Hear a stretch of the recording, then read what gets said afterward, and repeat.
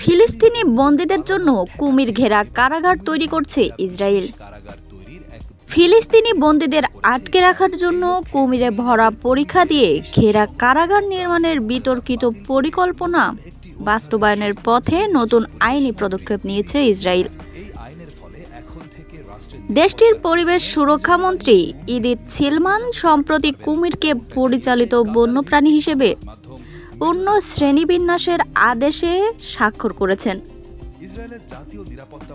যা এই প্রকল্পের পথে থাকা প্রধান আইনি বাধা দূর করেছে। এর আগে কুমির ছিল সংরক্ষিত বন্যপ্রাণী, শুধুমাত্র অনুমোদিত চিড়িয়াখানায় রাখার অনুমোদিত ছিল। খবরটি প্রথম প্রকাশ করে ইসরায়েলের হিব্রু গণমাধ্যম চ্যানেল ৭। সূত্র জানায়, কুমির কারাগার নামে পরিচিত ওই প্রকল্পের প্রস্তাব দিয়েছিলেন দেশটির জাতীয় নিরাপত্তা মন্ত্রী ইতামার বেন গভির।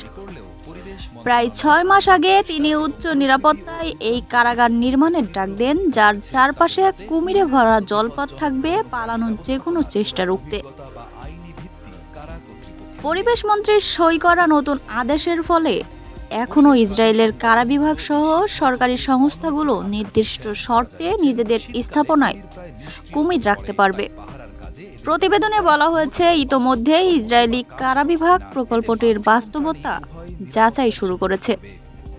কর্মকর্তারা কুমিরের পরিচর্যা ব্যবস্থাপনা সম্পর্কে জানতে চিড়িয়াখানা পরিদর্শন করেছেন। একটি চিড়িয়াখানার প্রধান নির্বাহী কর্মকর্তা নিশ্চিত করেছেন যে কারা বিভাগের প্রতিনিধিরা কুমির পালনের প্রযুক্তিগত দিক দিয়ে সরজমিনে জানতে এসেছিলেন। তিনি জানান, ৬০টি কুমির পালনের সাপ্তাহিক খরচ হবে হাজার হাজার শেকেল এবং ইসরায়েলি মুদ্রা, যার মধ্যে খাবার, রক্ষণাবেক্ষণ, পানি পরিশোধন ব্যবস্থা ও নিরাপত্তা খরচ অন্তর্ভুক্ত। কারা বিভাগের ধারণা, কুমিরে ভরা খাদ বা পরীক্ষা শুধু কারাগারের নিরাপত্তা বাড়াবে না, পাহারাদের খরচও কমাবে। একটি কিশোর কুমিরের দাম প্রায় $৮,০০০, যার পূর্ণবয়স্ক কুমিরের দাম $২০,০০০ পর্যন্ত হতে পারে বলে জানিয়েছে হিব্রু গণমাধ্যম। প্রাথমিকভাবে এই ভাবনার উৎস হিসেবে আমেরিকার কিছু কারাগারের কথা উল্লেখ করা হচ্ছে, যেখানে প্রাকৃতিক প্রতিবন্ধকতা নিরাপত্তা সহায়ক হিসেবে ব্যবহৃত হয়।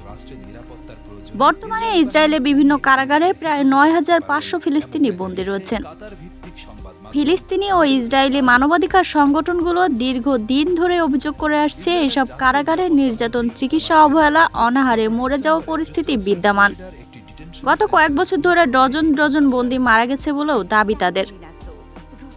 এখন পর্যন্ত ইসরায়েলি কারা বিভাগ এই পরিকল্পনা নিয়ে কোনো আনুষ্ঠানিক মন্তব্য করেনি। তবে প্রকল্পটি বাস্তবায়িত হলে তা ইতোমধ্যেই উত্তাল মধ্যপ্রাচ্যে নতুন করে বিতর্কের জন্ম দিতে পারে বলে ধারণা করছে পর্যবেক্ষকরা।